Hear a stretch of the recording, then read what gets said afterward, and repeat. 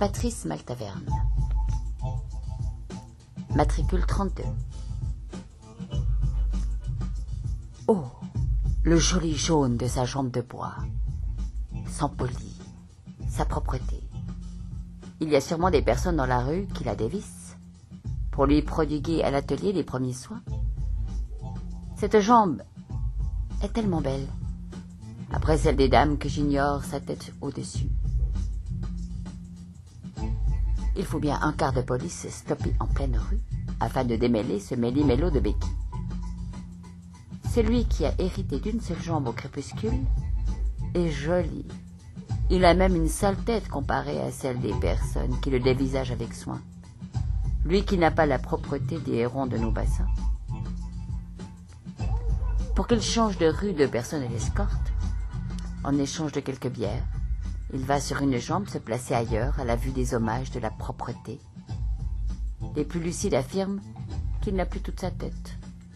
Mais sa jolie jambe, il faut bien qu'il la voie s'étirer en direction de l'artère où l'autre avec soin fut tranché.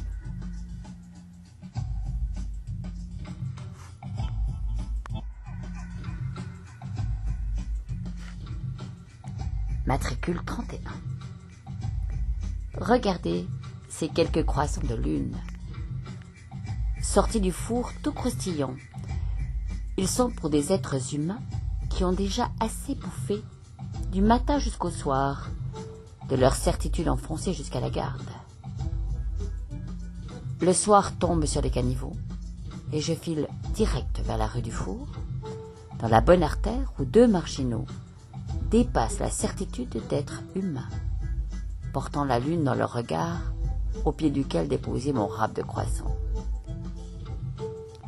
Je sais bien pourquoi ces croissants trop gras ne remontent pas jusqu'à la lune, sous laquelle poussent des poubelles.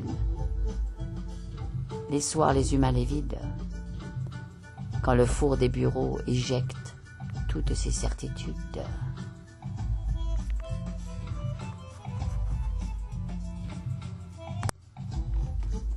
Matricule 30. Sur l'affiche, un studio au centre-ville, galerie d'art pour le rêve en dollars, de ce maître d'exposition plutôt viril, à l'intérieur des frontières de ces bières.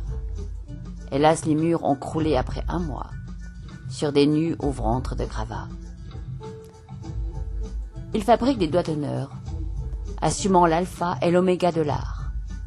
Maître du noir comme de la peinture, ses phalanges viriles trônent au studio, rêvent de passer les frontières d'Amérique et dans une chute d'étagères casse. Il danse, tel une toupie tzigane, sans creuser le sol. Or, c'est tout l'art du maître qu'admirent les buveurs virils, sans que soient franchies nos frontières, avant de nous les briser d'un rêve sorti en studio de son 10e verre.